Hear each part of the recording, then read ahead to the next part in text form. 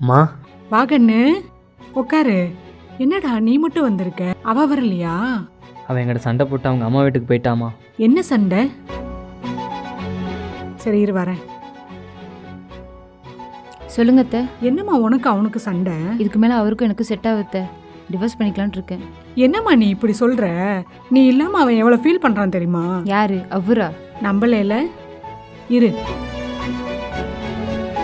என்னடா யோசிச்சுட்டு இருக்க? அவள் கோவப்பட்டு பேசிட்டான்னு சொல்லி நானும் கோவப்பட்டு பேசிட்டேம்மா. தேவையில்லாமல் அவளை கஷ்டப்படுத்திட்டேன்.